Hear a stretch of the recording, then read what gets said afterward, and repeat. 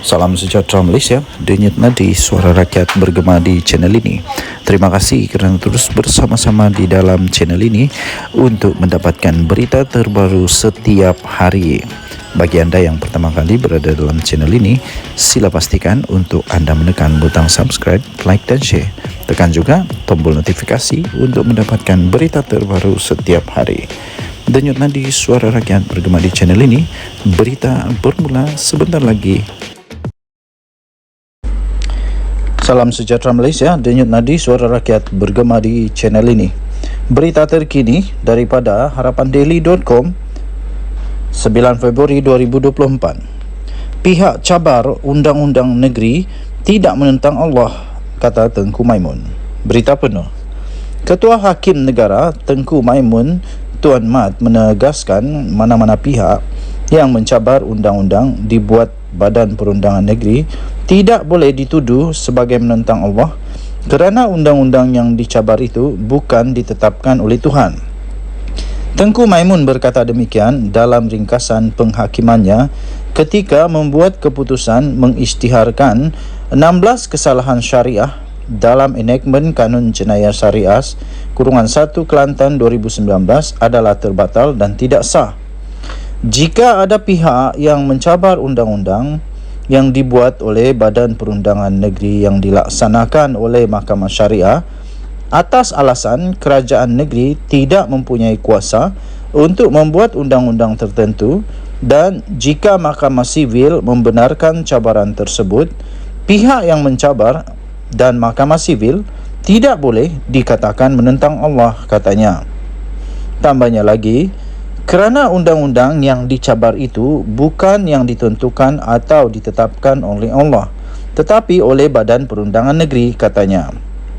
Tengku Maimun berkata sekiranya semua pihak melihat isu pencabaran undang-undang dari sudut yang disebutkannya, maka tidak akan timbul soal Mahkamah Sivil tidak mempertahankan kedudukan agama Islam atau tidak memperkasakan Mahkamah Syariah.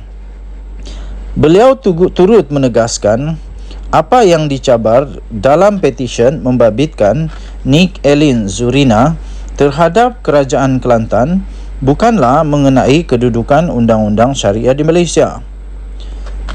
Tambahnya, dakwaan-dakwaan pempetisyen adalah khusus terhadap tindakan Kerajaan Negeri Kelantan yang mengikut hujahan pempetisyen telah melangkaui kuasa berkenaan jenis-jenis kesalahan yang boleh diluluskan oleh kerajaan negeri dalam ruang lingkup yang ditetapkan oleh Perlembagaan Persekutuan, katanya.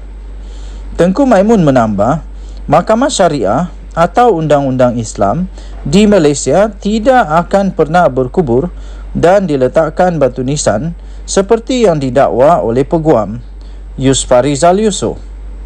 Katanya, maka melihat kepada cabaran ini sahaja, Mahkamah Syariah atau undang-undang di Malaysia, atau undang-undang Islam di Malaysia tidak akan pada bila-bila masa berkubur dan diletakkan batu nisan seperti yang didakwa oleh Peguam Yusfarizal Yusof, kerana Perlembagaan Persekutuan telah menjamin kuasa perundangan kepada semua kerajaan negeri untuk menggubal undang-undang yang dilaksanakan oleh Mahkamah Syariah, ujarnya.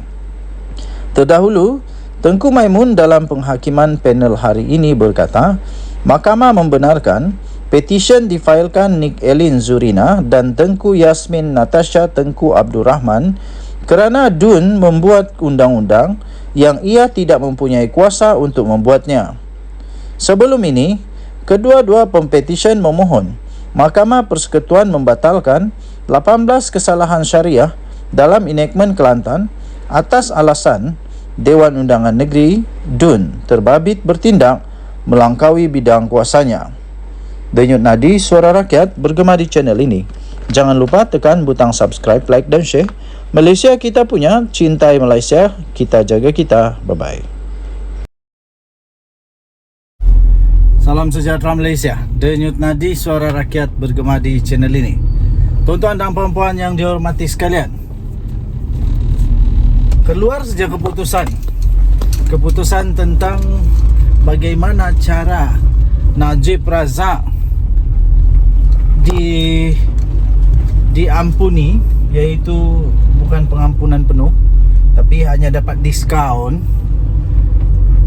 Berita kedua yang menjadi meletup-letup sekarang ini ialah dakwaan teori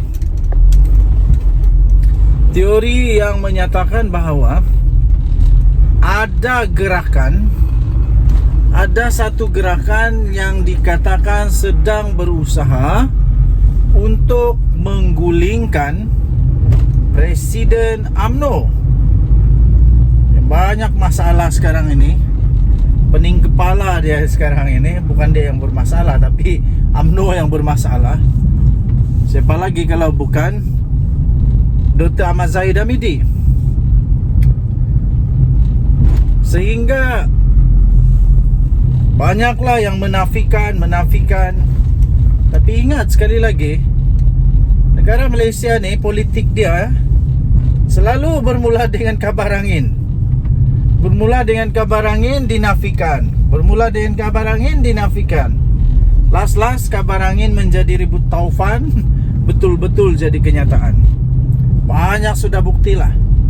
Jadi kabar angin yang bertiup kencang sekarang ini turut dinafikan oleh UMNO di Negeri Sembilan. Menyatakan bahawa pemimpin besar, pemimpin kanan di Negeri Sembilan tidak terlibat di dalam gerakan menggulingkan Datuk Seri Dr. Ahmad Zahid Hamidi. Persoalannya, selalu orang kata begini ya. Dia kata takkan ada pokok bergoyang, daun bergoyang-goyang kalau tak ada angin bertiup-tiup, kecuali ada monyet di atas pokok dan haiwan-haiwan lah yang berada di atas pokok, dan gempa bumi. Okey, tapi bagaimana benda ni boleh muncul masih lagi menjadi perbualan hangat. Kita akan cubalah untuk kupas sampai macam mana boleh terjadinya berita mengatakan bahawa adanya gerakan ini. Bagaimana boleh ada teori tiba-tiba muncul mengatakan adanya kelompok, kumpulan konspirasi untuk menggulingkan Datuk Seri Dr. Ahmad Zahid Hamidi. Dan persoalan seterusnya, kalau memang ada kelompok ini yang sedang dalam membuat gerakan untuk menggulingkan Datuk Seri Dr. Ahmad Zahid Hamidi, kalau ada, kenapa? Apa tujuan mereka untuk mahu Zahid Hamidi digulingkan? Apa masalah Zahid Hamidi sebenarnya? Adakah UMNO ada masalah dalaman sekarang ini? Kalau ada, nampaknya bukan hanya bersatu yang dalam masalah, tapi juga dalam UMNO. Nampaknya ada beberapa teori yang mungkin boleh bangkit kenapa adanya gerakan ini, kalau memang ada betul gerakan ini dilaksanakan. Teori-teorinya banyak juga. Banyak juga teori-teorinya ya, tuan-tuan dan puan-puan. Antara teori yang mungkin boleh difikirkan ialah kemungkinan kerana kegagalan Datuk Seri Dr. Ahmad Zahid Hamidi untuk mendapatkan pengampunan penuh Datuk Seri Najib Tun Razak. Teori yang kedua yang mungkin boleh timbul ialah kerana mungkin supaya Zahid Hamidi dapat ditukarkanlah, supaya dapat tukar nahkoda, supaya ada satu dasar baru yang tetap di dalam kepimpinan UMNO, supaya dia boleh gantikan yang selalu orang kata sekarang ini Zahid Hamidi dikatakan antara lain didakwa sebagai detektor kuku besi dalam pemerintahan, dalam kuasanya dengan UMNO. Walaupun ramai yang tidak bersetuju, tapi ada orang-orang yang kata begitulah. Di mana siapa saja yang cuba untuk membuka suara, menyatakan pendirian yang tidak berkenan kepada Presiden UMNO ini, pasti akan diambil tindakan drastik, tegas. Termasuklah keahlian digantung seumur hidup, walaupun besar mana pun orang tu. Contohnya Khairi Jamaluddin, yang sampai sekarang masih ramai orang yang melihat bahwa itu satu kerugian yang amat besar kepada UMNO, kerana membuang seorang yang amat penting. Amat penting, perlu ada untuk pemimpin masa depan UMNO. Jadi tuan-tuan dan puan yang dihormati sekalian, persoalan yang timbul seterusnya ialah siapa mastermind di dalam konspirasi. Siapakah dalang sebenar di dalam gerakan untuk menggulingkan menggulingkan Zahid Hamidi ini, sekiranya ada. Orang yang mau melaksanakan gerakan ini pastinya orang yang sangat berkuasa, yang ada pengaruh, bukan sekadar ahli-ahli biasa di dalam UMNO. Pastinya dia ada pengaruh besar lah. Jadi siapa dia? Tiada siapa yang tahu. Apa tujuan dia? Tiada siapa yang tahu. Kalau memang betul dia yang jadi dalang, pasti ada kelebihan, ada benefit, ada interest kepada dia. Jadi pasti nanti lama-lama timbul juga siapa yang terlibat, kalau ada. Tapi rasanya tak ada kot. Rasanya macam tiada saja. Sebab kalau ada, mesti semua satu Malaysia heboh lah, mesti heboh habis. Tapi sekarang ini baru start, baru bermula. Ada atau tidak ada, kita tunggulah. Perlahan-lahan muncul juga nanti. Pengalaman saya, pasti akan muncul juga nanti kebenaran. Denyut Nadi, Suara Rakyat, terus bergema di channel ini. Jangan lupa untuk tekan butang subscribe, like dan share. Malaysia kita punya, cinta Malaysia aku, kita jaga kita.